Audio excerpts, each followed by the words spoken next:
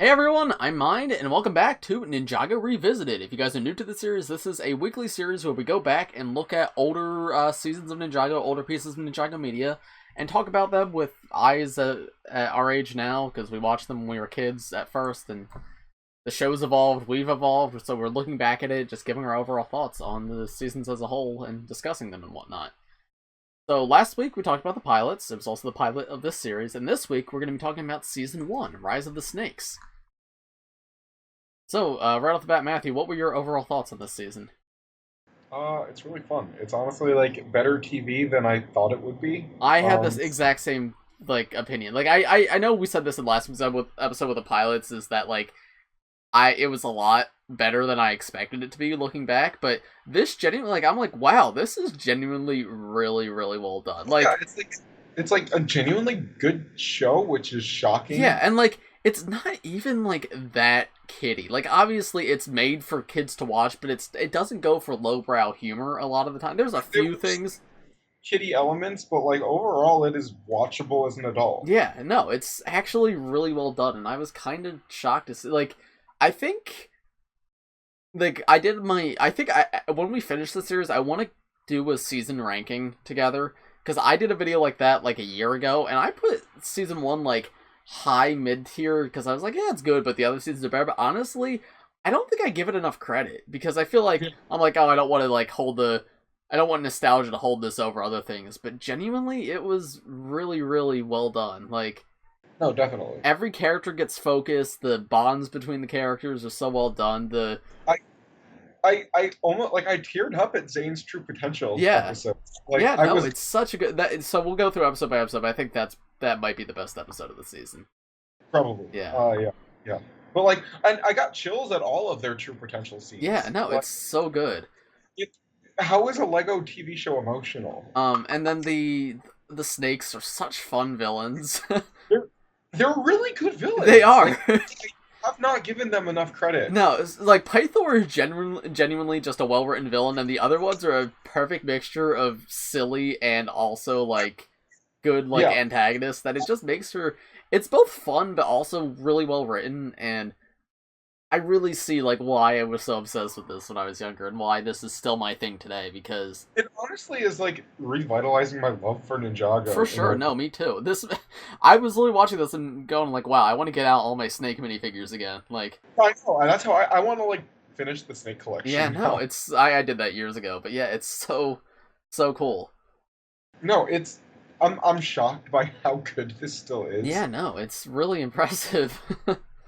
I enjoyed the whole thing, Yeah, and which I feel like the toy integration was done really well. it's done better than I remember it. Yeah. So you want to go through episode by episode? Yeah, let's do that. And then we got some feedback from the last episode. One thing I want to do at the end of this is give our a number out of 10 ranking because I saw a lot of people suggest that, and I think that's good. Now that doesn't mean if we give one episode an 8 out of 10, another episode a 7 out of 10. That doesn't mean when we make our tier list, it's gonna necessarily keep that. But this is just as its own on its own as its own thing. Our number ranking will be based on that. But let's go through each of the episodes. So first is Rise of the Snakes, which is also the name of the full season.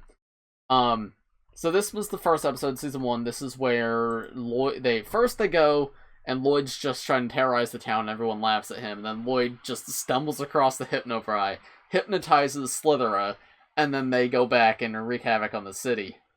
And then the ninja chase him out.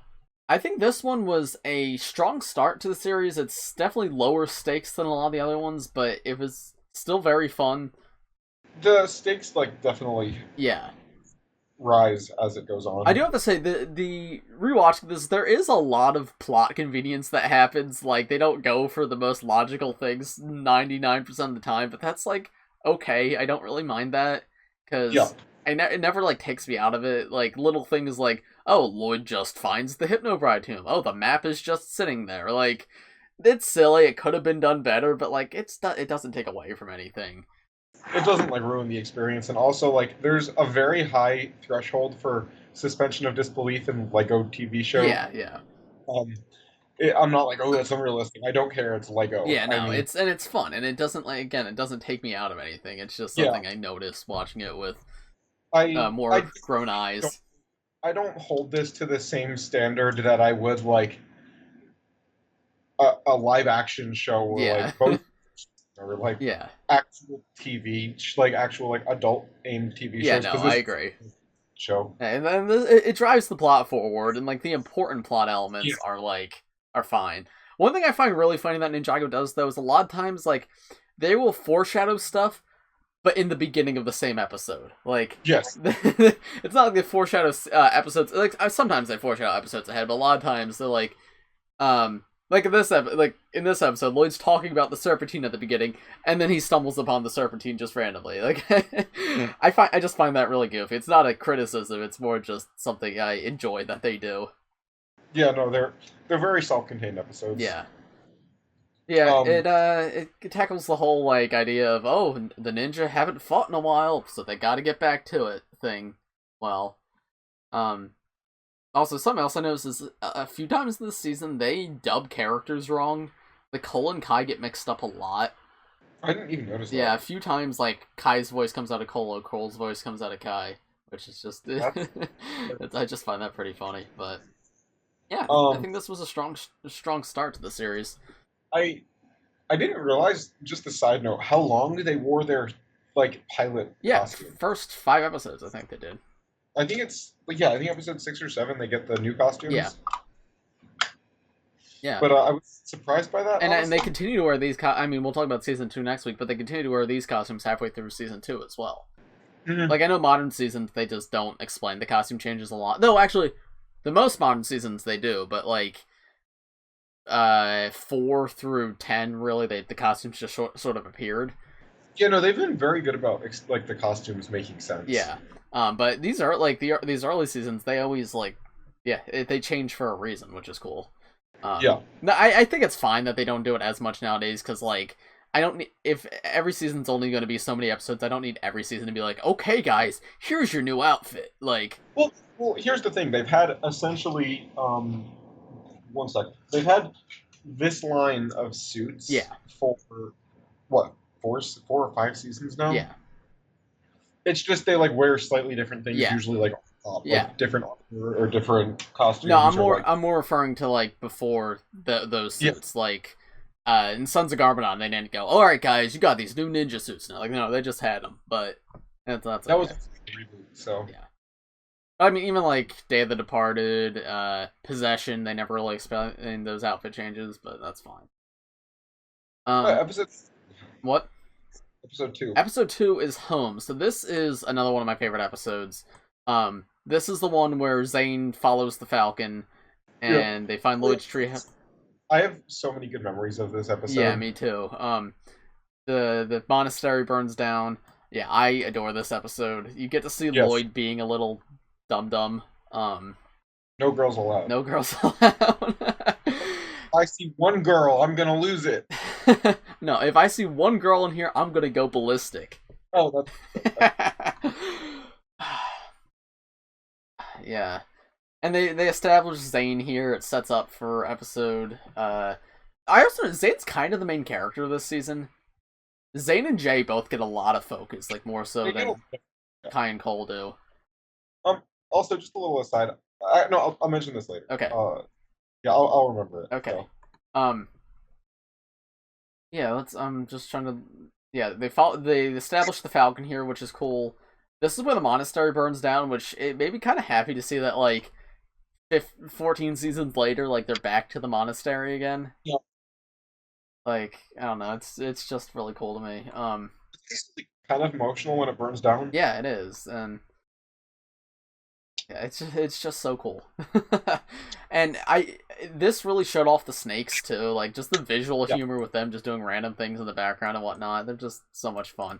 And then the final scene of Slither and Scales fighting in the Slither pit for the I love that scene. That was like my favorite scene as a kid. I remember when I used to play with the toys, I used to pretend that like I would always have the snakes fight for the staff, and then one would become the general and whatnot, like, just based off this one scene. That was just the coolest thing. And also, I feel like I was misremembering the action in these, too, because I thought, like, the action was kind of bad, but maybe it gets worse, but, yeah, it's decent in this season, honestly. Like, I still think Wild Brain's better with their action, for sure, but This isn't as bad as I remember it being. It's fun.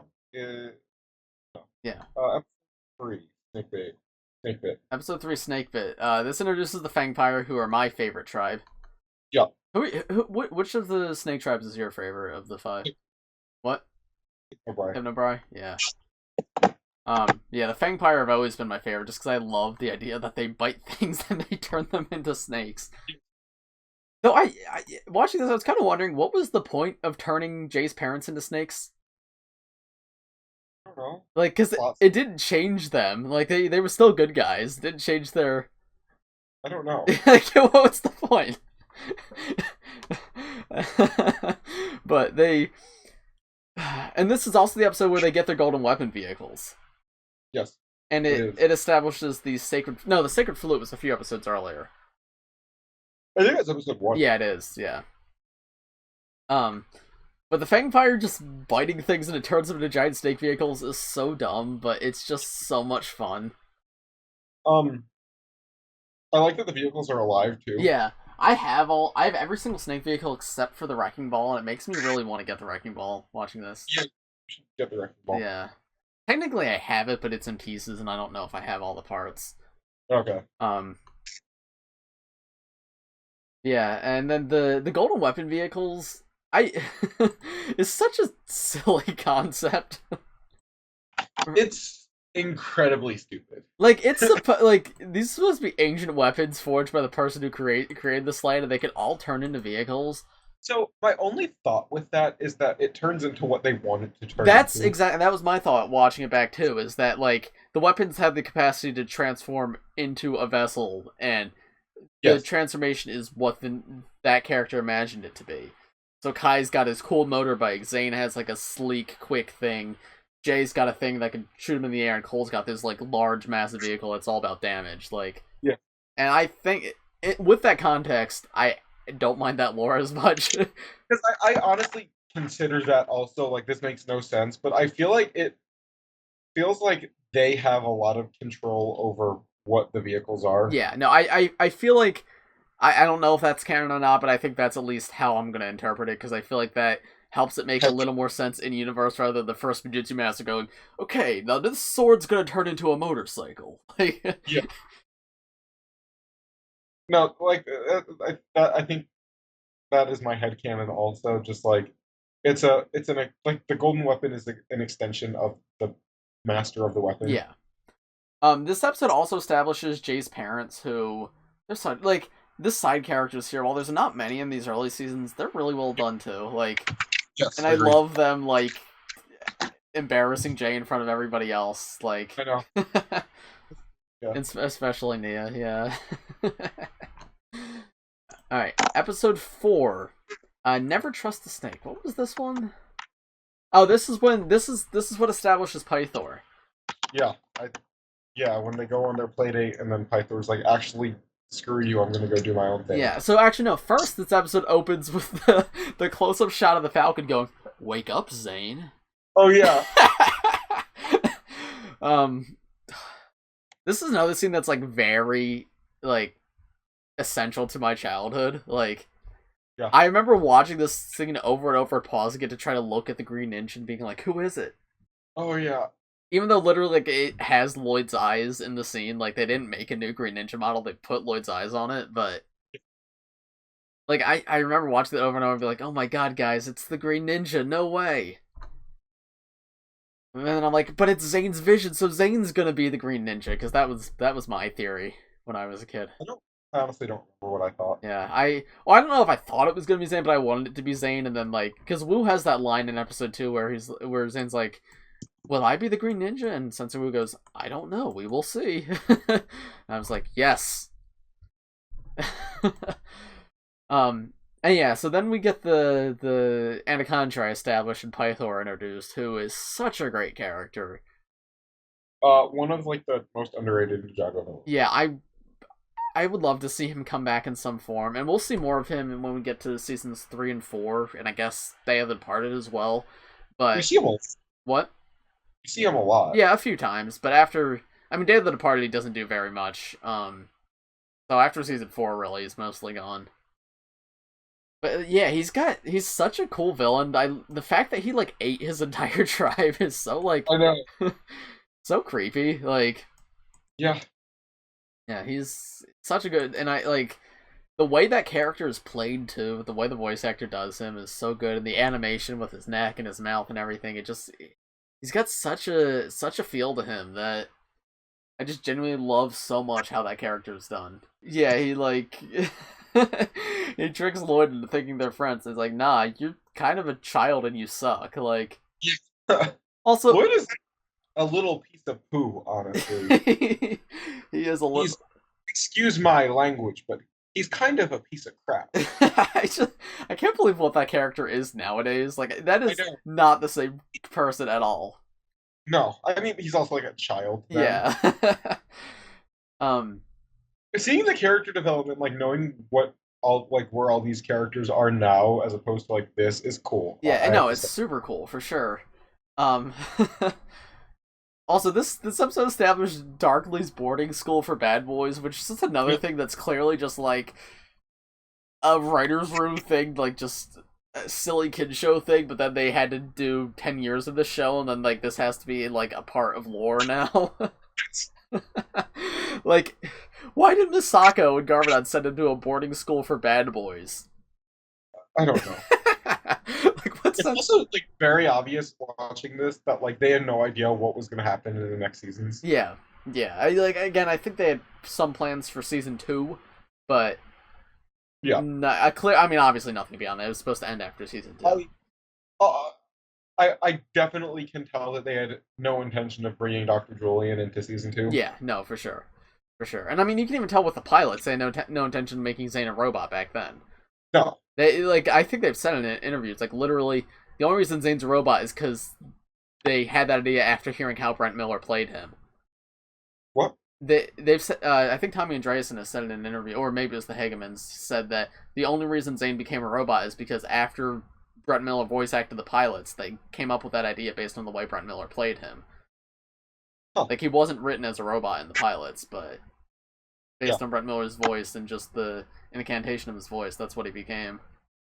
Which, yeah, it's really cool. Yeah. Anything else major? And then, so, Pythor leaves, he's got the map to the other, other tombs, and Lloyd joins the ninja. And right, this was also the episode where Wu, like, sends them to like, figure out what the best way to defeat your enemy is. I love how that carries out through the entire season, how, like, Wu has his lessons, and, like, they're working together as a team to figure out his lessons, and, like, this isn't the only episode that does that. Like, something about that is just, it's so good to me, and the way they, like, I feel like they incorporate good morals for kids into these episodes without, like, making it really heavy-handed. Yeah. They're not at the end of every episode, you hear that, kids? You should always do that. Like, it's done in a way where it's Wu teaching the ninja, and like it's incorporated into the story well. Like the lessons come into play when they're. No, it's not just like preaching for the sake of preaching. Yeah. Like sense, it's a teacher teaching his student. And they always have like the lesson come into play at the end of the episode, which is like it's a small touch, but I really like that. All right, next we have one of my personal favorite episodes, Can of Worms. This is the Pink Ninja episode.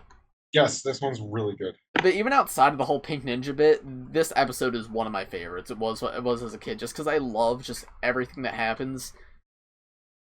So this establishes both the Constricti and the Venomarian, because Pythor has unleashed both of them. They're kind of side tribes. Yeah, I mean, because they don't have full episodes dedicated to them. Yeah. But I mean, like, the Venomari spit is cool to see. The Constricti are definitely the weakest, like, the least established, because literally all they do is be strong. Yeah.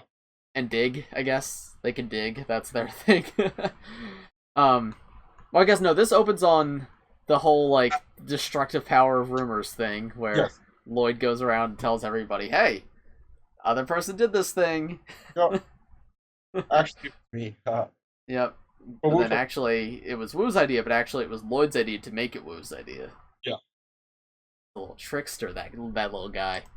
Yeah. He's a tricky little fella. It'd be crazy if he became a green ninja. It would be crazy if he became the green ninja. but then yeah, so when the team splits up, the expedition with Cole and Zane and then Kai and Jay to go to the two tombs.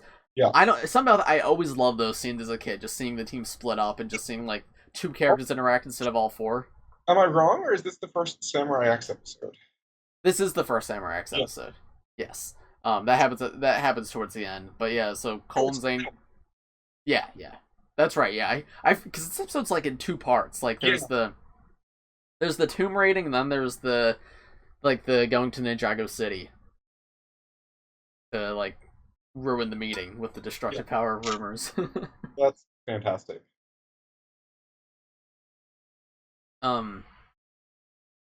Yeah, it shows Pythor like unleashing all the different tribes. The Venomaari are like probably my second favorite tribe though, because they're just so much fun. Yeah. The animation on those guys is very funny too. For some reason, all the Spittas always have their necks scrunched up. Yeah. Like they look really dumb. I love that. Yeah. So then we see Samurai X, and they go back up to the thing, and Kai's all Venomaari'd out. Yeah. And then they go into the Serpentine Tomb. Oh, right. So they go into Ninjago City, and I realized there's also a line in there where they mentioned that like they've never been to Ninjago City before. Yeah, I thought that was weird because that's where Cole is from. I don't think so, actually. I think Cole's from a smaller village. Okay. Cole's not from the city. And I just think they stopped going to the smaller villages after like the early seasons. Like Ninjago City becomes where everything happens when, like, they only really go to it in this episode and in the finale. Yeah. So I don't know. That was an interesting touch that it's become such a prominent location now, and it didn't used to be back then. A side thing, because we never see like Jamonikai Village anymore. Or, No. Like, smaller places. No. Because like Jamonikai stuck around for a while, but like I don't think. I think they stopped going to Jamonikai Village because it was right next to the temple, and they don't the temple. Yeah. I mean, they do now, but like they didn't for a very long time. Yeah.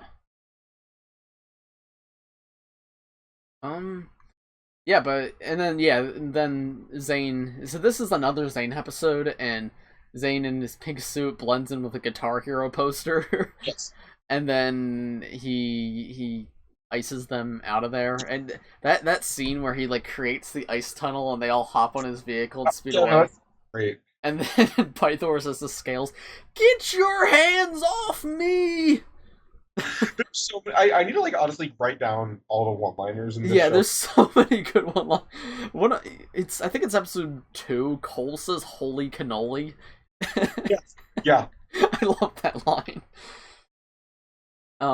Yeah, so that's that episode. One of my favorites. That's probably my second or third favorite episode of this entire season. Like, I have different favorites.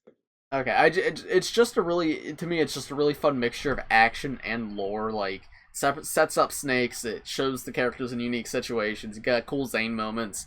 It's everything I love. I know we have the same favorite episode though. Yes, yeah. I think we were recording when we said what that was, but yeah. All right, episode 6 is the Snake King. So this is when they discover the lost city of Ouroboros. This one is really good. This one is really good. I want to imagine if we got like a D2C Ouroboros set. I was thinking, honestly, it's like pretty mockable. Like you could make a Lego set style Ouroboros. Yeah, like it's honestly not that hard. It's just a statue of the Great Devourer and a bunch of stands. The Great Devourer statue, like where they unlock it, is I think just like a scaled up version of the $7 Zane set from 2012. Yeah, probably. That sounds about right. It's very similar. Yeah. Yeah, so Pythor's just out digging, and they find the lost city of Ouroboros. Yeah. Yes, you do. And this is when they're trying to find the identity of Samurai X. Yes. I can't stand him. Yeah. Yeah, so this is when they're trying to find... for some reason, I remembered that, like, I thought Samurai X's identity was kept a secret for longer, but it was literally one episode. It was 2. I mean, at the end of the episode? Yeah, she appears last episode, and then you find out at the end of this episode. So, okay, I think it was a secret for longer because I think she was in media when the season started. Yeah, well, she was in the first wave of sets, so I think that's what we just knew the minifigure. And even though Yeah. she literally had the Nia faceprint exactly, for some reason my child brain could not comprehend that it might be Nia. I always like. I knew it could be Nia, but for some reason I wasn't convinced. Like, I was like, it might not be Nia. It might be some other woman. Like, Ah, I think because the one side of her face was similar to Nia, but the other side wasn't. okay. Like, it was really bad about not including spoilers in sets, though, man. Yeah. They've gotten better. What they do now is for Marvel and Star Wars and stuff, they just make completely inaccurate sets. Yeah. Remember how the Sons of Garmadon sets came with the Samurai X Pixel and Resurrected Lord Garmadon? Yep. Even though those were both, like, end-of-season reveals. I remember that. That was so cool. Yeah, so then they're all obsessed about Samurai X that Kai just leaves Lloyd off in an arcade and goes, "Take care of yourself, kid." How old is Lloyd, by the way? Like 6? Yeah, he's like 5 or 6, I think. No, I think he's more like 8. Yeah, I don't know. He's young. He's young. Yeah. And he finds some snake costume and the snakes believe him. I like how they only don't believe him when he drops the maracas. Yeah, because that was the convincing part. Even though, like, most of the snakes don't rattle anyway. Like, I don't think like any of them rattle. yeah. Dude, we'll see this as the show goes on, but in like half of the seasons, the ninja get by just like dressing up like the enemies, and they don't even do a good job at it. But Yep. So yeah, so then Lloyd goes to the city of Ouroboros and gets captured, so then the ninja have to go follow him, and then how did Samurai X get captured? I guess Nia went off on her own to try to save him and also got captured? They never explain that, but that's what I'll assume. Yeah, because like they're just like, Pytho's just like, "Now for your enemy," and he just opens up a cage and Nia's in there, and like, yeah, how did she get there? But they fight Samurai X, and then Samurai X is like, "We must continue to pretend as though we are fighting," and then they're like, something completely glossed over is the whole Wu story arc. That's happening right now. "Oh, did that happen here?" I think that starts in this episode. Maybe at the at the end of this episode. No. I think it's the beginning of next episode. Yeah, because at the end of this episode, Wu hands Nia one of her weapons, Samurai X weapons, as like a thing of Wu going, "Hey, I know it's you." It's the beginning of TikTok that Wu leaves.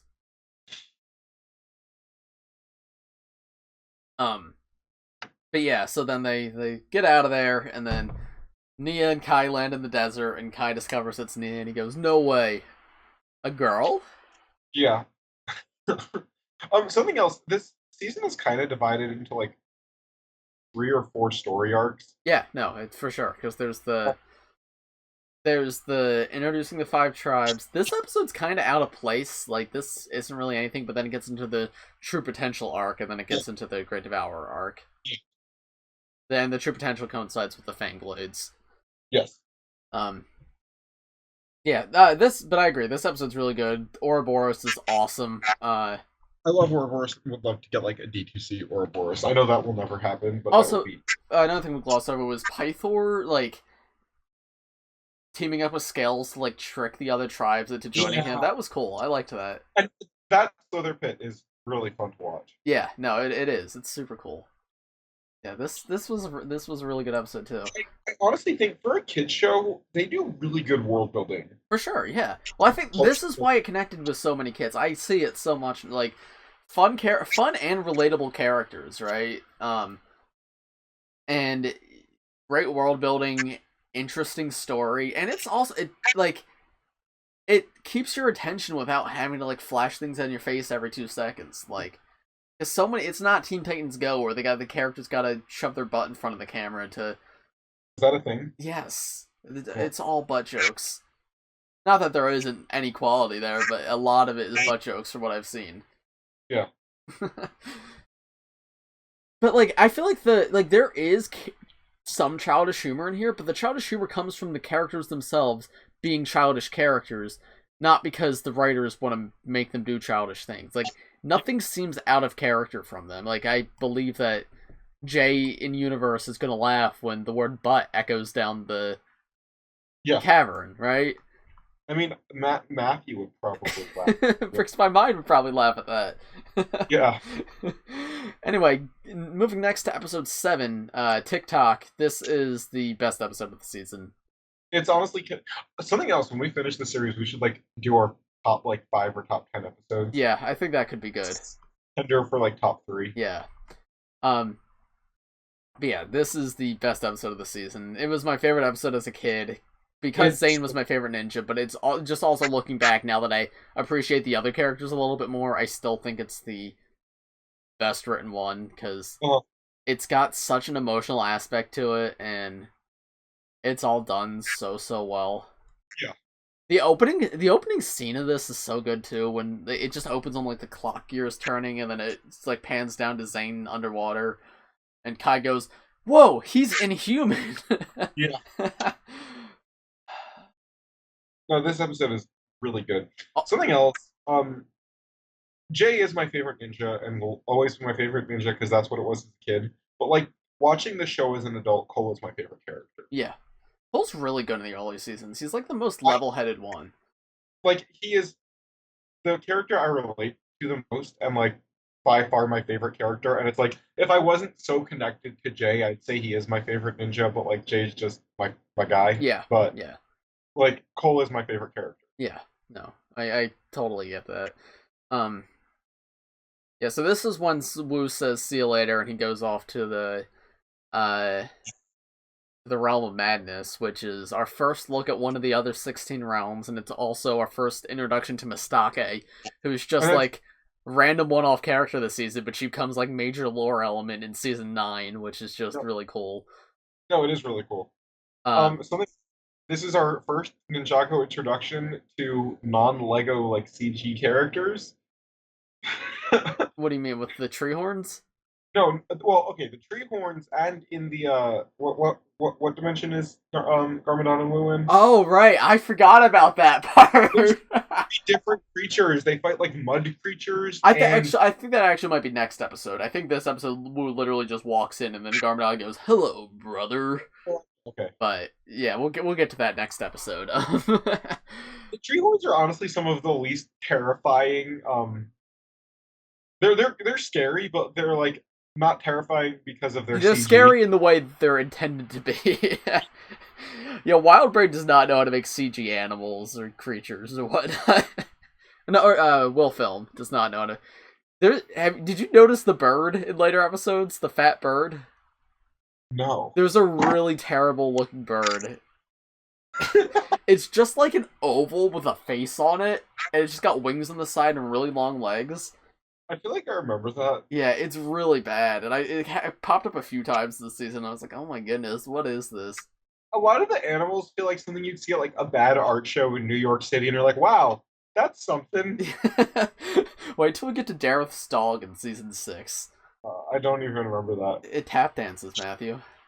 I don't remember that. Anyway, so Wu leaves after telling them you've reached peak physical potential, but you have to reach peak mental potential as well. You have to find what's holding you back. Now goodbye. So then they chase the bird. Also, the music in the show is so good.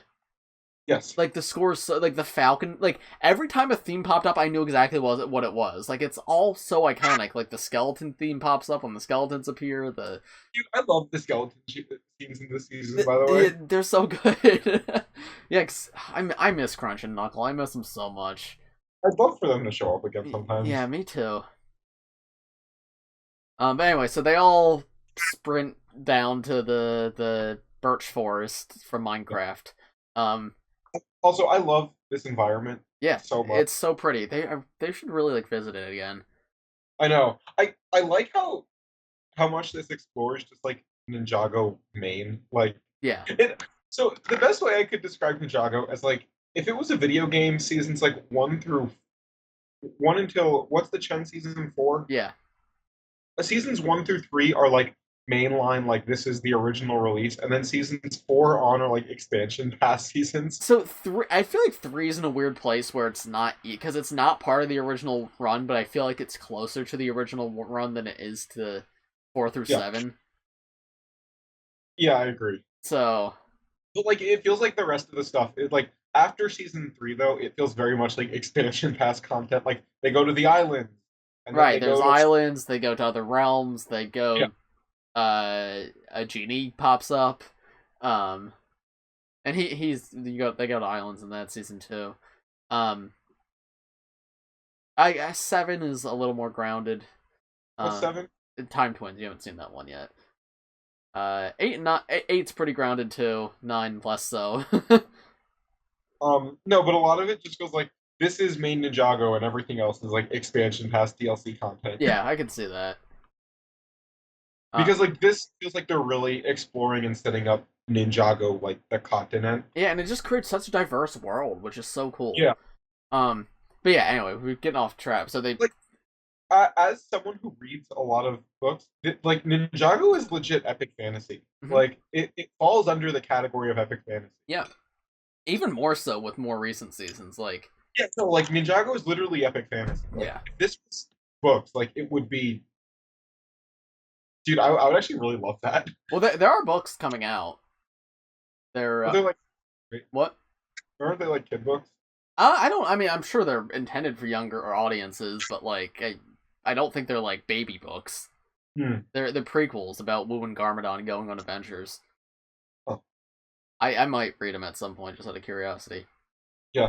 Anyway, we should probably get back to this episode. Yeah. So they chase the Falcon, and everyone gets tired out except for Zane to show, hey, Zane kind of wacky. Yeah. And then Falcon falls, and then Zane goes, "You're a robot?" And like, obviously, I know all this going in, but I'm getting flashbacks to when I was a kid watching this for the first time. So sorry to interrupt you, but I never found this emotional as a kid. But like tears weren't in my eyes in this episode. Yeah, like I wasn't emotional, but just like I could feel like how well those emotional beats hit, and it was just so well done. And also other thing, I want the robot that defends the treehouse. I want that as a set. I agree. That would be really cool.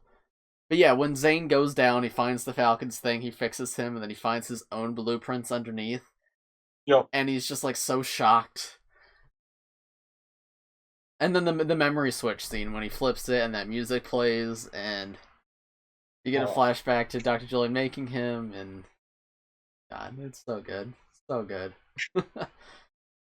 Yeah, it's the best episode. It's the best episode. It's literally a perfect mix of emotional and fun and world building, and the fact the way the other ninja talk to Zane after finding out he's a ninjoid, where it's just I think it's again another important message for kids too, that be like, hey, people could be different. You might think people are weird, but you can still love them for who they are. Yeah, and I think that's like important for kids to learn. Like, good show. It's very good. It's really, really good. Yeah.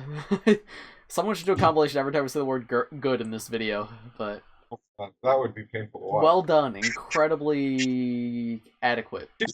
It's stupendous. Stupendous. Oh, I feel like another benefit of the season when I was a kid is these came out weekly, so like I had time to ruminate on all these episodes, and I would like rewatch them multiple times before the next episode came out, so I know them so well. Yeah. I didn't do that as a kid, so. Yeah. Next is episode 8, Once Bitten, Twice Shy. This is the J True Potential episode. Do you want to talk about this one? Because you're the J guy. This is my second favorite episode of the season, just because I love J. Yeah. This episode is so much fun. I love watching like Nia and Jay before they're like an actual relation, like an actual couple. It's really cute, and it makes me very upset what they do with that in season 3.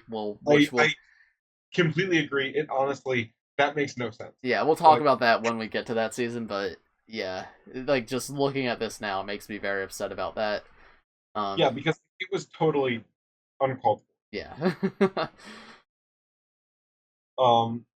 But regardless, not with that out of mind. Like this episode is adorable. I like that Nia very clearly likes him too. Yeah. Like it's not just he's forcing Yeah, Or, it's not like, a one-sided thing. Like, there's both sides there. yeah. And Jay, like, trying his hardest to impress her, and I think having the context of this episode, I'm really excited to watch Skybound again, because that's what Skybound is about, is Jay, like, trying to impress Nia, and Nia, like, telling her, like, she likes him for him. Yeah. Like, I can't wait to get to Skybound again. yeah, Skybound's gonna be so fun to get to. I've not watched that since it came out either. So Really? I've not any season after season 4 I've not watched since it came out. That'll be really fun then. Yeah, no, like I've not seen most of this stuff since I was in like early high school. Yeah. So it's been a while since like I watched seasons 1 through 3 in my freshman year of high school, which is literally almost 8 years ago. Jeez. And that was the last time I had seen that. Jeez. Then after that I only watched the seasons as they came out. Yeah. Oh, this will be fun to rewatch. Yeah, I've watched stuff more recently, but I'm still excited to watch it again. Anyways, moving on. But I don't have much else to say about this episode. It's fun. It does the Fangpire thing again, but I think it's done well, and it shows Jay's insecurities, which he needs to overcome to unlock his true potential, which, cool. Another good lesson for kids. The Jay and Nia stuff's cute. This is also the Mud Monster episode. Yes. I don't remember those. I do not remember those when I was... Like, I remember there being CG creatures, but I do not remember the Mud Monsters looking like that. I don't either. I remember the Power Miners Rock Monsters from next episode. Yeah. But I did not remember the Mud Monsters, but those things were disturbing. Yes. And Garmadon was literally about to go like, "Hi, Wu, thanks for coming here. Now drown in mud." Yup. As you do. As you do, you know. This also shows us Mega Monster Amusement Park for the first time, which, cool location. No, I thought they went there in another episode. Oh no, the first Samurai X episode, you're right. I think they did. Yeah. Yeah. They're back here, though, and it's... Yeah. You definitely get this episode. Yeah, no, and it's a cool location. Again, more world expansion. Yeah. Next is the Royal Blacksmiths, which is the Culture Potential episode. This one I liked a lot more than I did as a kid. I liked it way more than I did as a kid. I did love it a lot as a kid, but like there's emotional beats I guess I didn't really recognize as a kid that I recognize now. Especially with the context of Master of the Mountain and like knowing about Cole's mother now. Obviously they didn't have that intended when they wrote this episode, but like that plays along with this episode. It's very good though. Like, and the Cole's father initially being so protective and whatnot, and like wanting him to be a singer instead of doing anything dangerous, kind of goes hand in hand with the fact that his mother was a warrior and she passed away, and that kind of gives explanation as to why he was like hesitant for Cole to do anything. Yeah. But he's like, but then at the end where he's like, "Listen, as long as you're fighting for the right cause and doing the right thing, like, I support you no matter what." Else that I really appreciated was when his dad like found out that they were trying to like only there to steal the blade. He wasn't mad that like they weren't like he wasn't a dancer. He was mad that he was like gonna steal it. Right. Which is good. I appreciated that. Like, it's not like they didn't make his father just like the bad guy. Yeah, like, no. Right. Yeah. He was like, "Look, this means a lot to me, and you should earn it." Yeah, and I think I feel like you can resonate with a lot of kids where it's like father and son can be very different people, but they can still care a lot about each other. So, like, after watching the season, like, I honestly think Cole is my favorite Ninjago character. Yeah. I've said that too for a while. Like, yeah. As an adult, he's my favorite ninja. Yeah. But I like genuinely just like his stuff has been really great. There's also a lot of really funny stuff in this episode. The ninjas singing their whole dance routine is funny. Yep. My favorite line as a kid that still got a chuckle out of me now was when Zane goes, "I have butterflies in my stomach." Yes. Yeah. And then he goes, "No, I literally have butterflies." And then Jay goes, "Okay, well, I'm glad he got that out of his system." That's so good. It is. Yeah. And then at the end of this episode, so Cole unlocks his true potential. That scene was great, where he... Agreed. Honestly, I feel like this was not as, like, emotional as the Zane episode, but it comes pretty close. Like, I was shocked. I did not realize it was this emotion. I thought this was just, like, a stupid, funny episode. Yeah, no, me too. And there is a lot, but it's... Again, I think this show does a really good job of, like, mixing emotional beats with lessons and with humor and with story. Like, it's well done. It's a good show. Really well done. Yeah, and, like, all you texted me this when you watched it, all the true potential scenes are just genuinely awesome. Yes. Yeah, no, it was super cool. And then this episode ends with Garmadon and Wu jumping out of the evil realm, and well, actually, Wu's pushed into it. Yeah, Wu's pushed into it, and the thing is very strange. Like, it feels like a very will they won't they. Like, is he going to be a bad guy or is he going to be a good guy? Yeah, Garmadon's a strange character. And unfortunately, I feel like he doesn't really get elaborated upon until Sons of Garmadon, because he's just weird in season 2, which we'll get to next week. But I do like him a lot in season 1, because he's just sort of like chaotic neutral, I guess I would define him as. I honestly think Garmadon is one of the downfalls of it. Really? I honestly feel like in this season, his writing felt very aimless, and they weren't sure what they wanted to do with him, and it feels like it shows. See, that's how I feel about him in season 2. For season 1, I do like him. I feel like especially his relationship with Lloyd, which we'll get into next episode, I guess. Yeah. Well, yeah, we'll talk about that when we get to that episode. But I don't mind Garmadon this season. I think he's a fun character. There's definitely a lot of things that are just like, why are you doing that? But he is supposed to be a little chaotic, and he's supposed to be evil, but he's not entirely, and that's his whole thing, is the struggle between that. But I guess they don't frame it enough as a struggle, and it's more him just being like, uh-oh, what's he gonna do next? Yeah. Which I feel like that, like, when we get to 8, 9, and 10, they do that whole struggle so much better. Yeah. But that's because they're going for a darker tone, while Garmadon's trying to be evil and also goofy and also not evil, maybe. So yeah, it felt very much just like they weren't sure what's happening with him. Yeah, I don't know if I necessarily completely agree with that, but I definitely feel like he's done better in later seasons. Agreed. Alright, next episode is the Green Ninja. This is the Kai True Potential episode, as well as the Lloyd's revealed to be the Green Ninja episode. Make a note. I love that Kai's like the hot-headed one, and he's the last one to unlock his true potential. Yeah, no, and like literally in the Cole episode, he was talking about how he doesn't have it yet, and like this episode's about him still not having it yet. And the thing he had to overcome was him realizing he's not gonna be the Green Ninja. Yes. Like, he has to be okay with himself for who he is.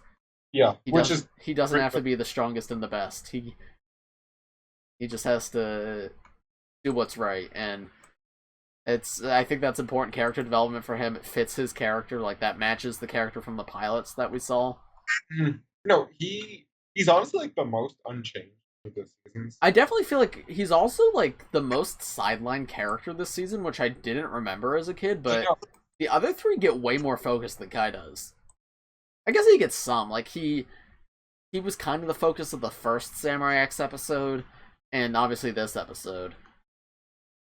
But it's this. If we had to pick a main character, I'd say it would be Zane this season. But I'd say Jay. Yeah, because Zane and Jay are the two that get 2 episodes, like that are clearly about them. Or Zane actually gets 3 because he has the Pink Ninja episode as well. Oh, true. Yeah, but that's not just him. But he is the conclusion. He gets like the earlier part of that episode's everybody, but I guess the one thing I will say though, this season is more balanced than I thought it was. Yeah, no, for sure. All Kai all the time. No, Kai's the least focused one, for sure. Like, yeah. But yeah, Kai. I love the scene where Kai's in the Green Ninja suit. And he's like, yeah, and who knows when Sensei's gonna be back? And then Sensei goes, "I'm back." That was good. And then, yeah, this is when Garmadon joins the crew, and there's that really silly scene of him, like, brushing his teeth and, like a nail file. And just, like, annoying everybody. Yeah. But then, like, everyone seems annoyed in that scene, and then one scene later, everyone except for Kai is like, he's not that bad. Yeah. But yeah, that side of Garmadon, like the goofiness of Garmadon, I'm not the biggest fan of, just because I feel like it kind of takes away from the antagonistic properties of him. But and it's not like Pythor or Scales where it kind of fits in the character. Garmadon's meant to be the Dark Lord, the ultimate evil, until the Overlord's introduced. So having him be this like goofball is a little bit strange. I also like that he eats sludge. But his relationship with Lloyd, I do really enjoy how he like cares a lot about his son, which we see more, especially next episode where him and Lloyd like chat, and Lloyd like is trying to help him, and he like wants the help but also can't take the help, etc., etc. One more thing before we move on, though. Kai's in the right most of the time. Yeah, no. Like, he's not wrong to be suspicious. I feel like everyone else is like, "What are you doing?" Like, I feel like me towards everyone else is like, "What are you doing?" Yeah, he's holding all the weapons, and Kai's like fighting him, and Garmadon's playing into it too. He's like, "Oh, I'm gonna steal them," and then when everyone else shows up, he's like, "I would never steal them, boy." Yeah, I know, but like, and everyone treats Kai like an idiot, but it's like, what? You go in and see the Dark Lord, who went to some like evil realm to get 4 arms so he could hold all the golden weapons. Yeah. And you see him holding all the golden weapons, like evilly, like maniacally laughing, and you go to fight him, and then it's like, Kai, what are you doing? And it's like, what do you mean? What is he doing? He's the only one who's like making sense there. Yeah. No, I agree, and I feel so like watching that, it feels like Garmadon's intentionally taunting Kai to get a reaction out of him, but there's never really any consequences for that. Like, Kai's never really proven right about Garmadon. It's just like, at least not in this season. I don't remember every aspect of season 2, but like, yeah, Garmadon leaves with the weapons at the very end, but like, they're never like, wow, Kai, you were right. We should have kept a closer eye on him. Like, no, Kai just is sort of beat up for it, and then they're like, whatever. Yeah, no, it's strange. But the fight scene with the snakes in the fire temple is genuinely awesome. It's one of the best fight scenes from this season. I agree. It was fun to watch. And then Kai saving Lloyd was cool. I don't really get how Kai knew Lloyd was going to be the Green Ninja, because like he says that he's like, I realized my destiny wasn't to become the Green Ninja; it was to protect him. I think it more should have just been, to be the best ninja, I have to protect others. Like without knowing Lloyd is the Green Ninja. Like that part's a little strange to me, but. This is probably my least favorite of the True Potentials, but I still think it fits Kai, and it's pretty good. I will protect those who cannot protect themselves. Yeah, he's just like Book Guy. Just like Book Guy, for real. Alright, next episode is All of Nothing. This is a strange episode. What happened? This is the one where they find the underground snake fortress and they try to steal back the first 3 Fang Blades. This one's good, though. Yeah, it is good. I kind of feel like, at least in season 1, Lloyd's sort of supposed to be a projection of the viewer of Ninjago, like a kid who wants to be a ninja and like is learning from all the others. But yeah, it was cute to see him like try to win. I really loved him and Garmadon's dynamic in this episode. Agreed. That's a whole life. Yeah, this is an episode I enjoy a lot. This episode establishes Vengestone, which becomes like very important for later seasons. It still is important. Like that is one of the biggest questions we have going into the January season 2022. Is right. Like, who is the Vengestone buyer? Right. So like that this is a thing that was established back then is cool. Yeah. I actually didn't know it was established so early on. So there is a theory with the Vengestone buyer that it's Pythor. That would be interesting. Because two things. So it's in Master of the Mountain, the Vangelis, like it's implied that the Vengestone buyer has been buying for years. So theoretically, Pythor could have gotten this Vengestone from Vangelis. Number 2, we never see where the 4th Fang Blade is hidden. We just know it's on the other side of Ninjago, which we also know that's where Shintaro is. So there's a theory that Pythor got the Fang Blade from Shintaro, and that's also when he made the deal with Vangelis to get the Vengestone. Huh. And he is now continuing to do it today, so... That would be a really cool way also to integrate Legacy into the next season again. Yeah, for sure. Because they could just Snake's the villain again. Yeah, no, for sure.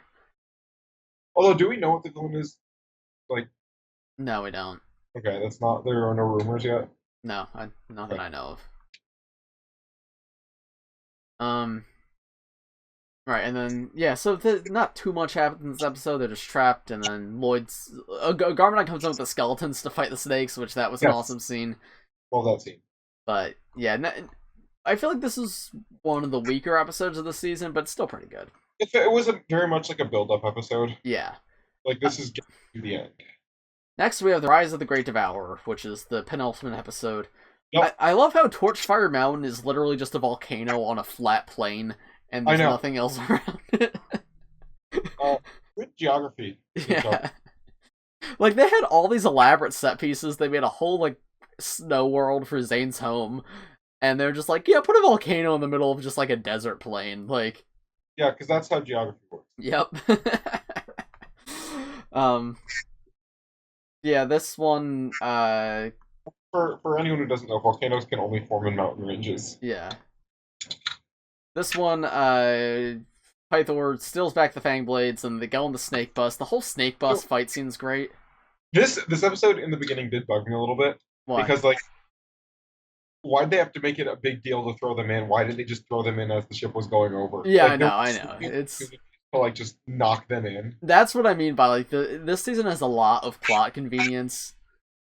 Like, because if you're like, uh-oh, the ship's tipping, uh-oh, Pythor's on board, just toss it. They only needed to throw one in. Yeah, that's the other thing, yeah.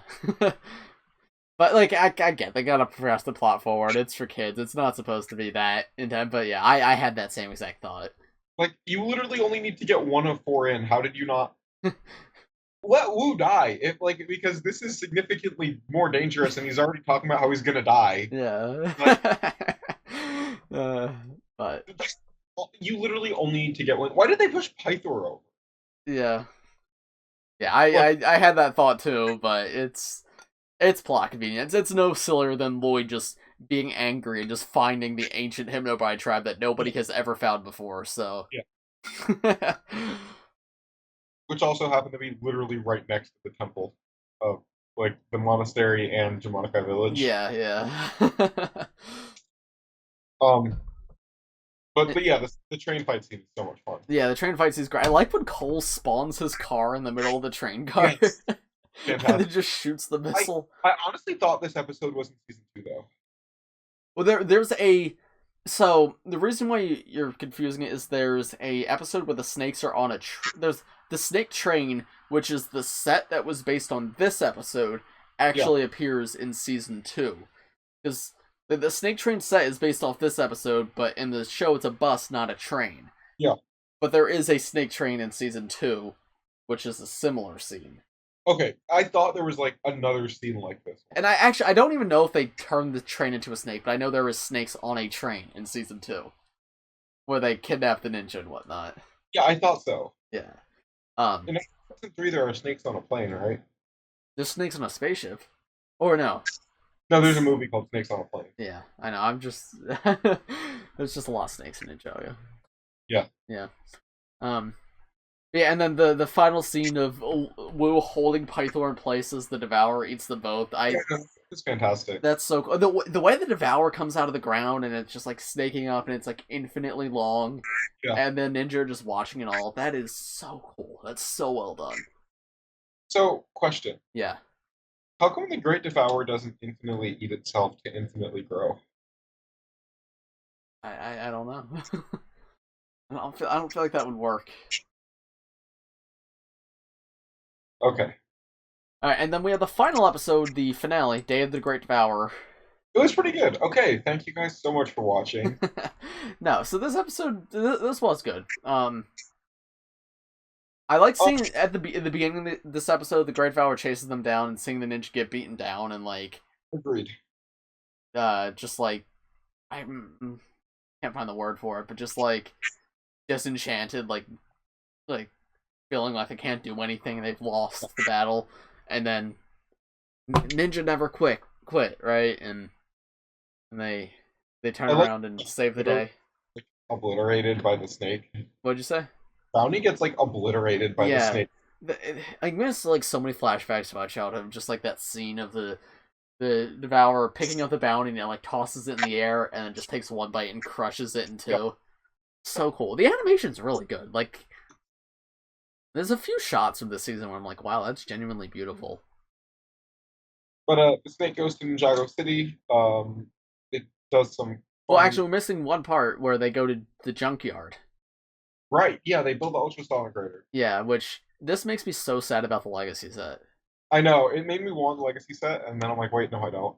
Dude, the Legacy set doesn't even have the speakers on it. I know. Why does that's like literally the thing the vehicle was built to do? I think that's why it's called the Sonic Raider. Yeah.